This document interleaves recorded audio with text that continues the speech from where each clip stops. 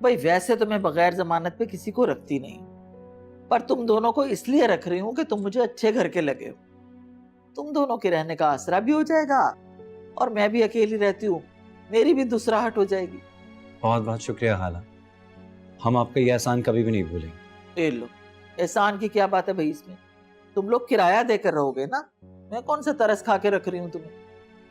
फिर भी खाला, बगैर एडवांस के कौन किसी को रखता है। अरे कोई बात नहीं बेटा, इंसान ही इंसान के काम आता है। अच्छा है तुम आ जाओगे तो थोड़ी रौनक हो जाएगी मेरे इस घर में।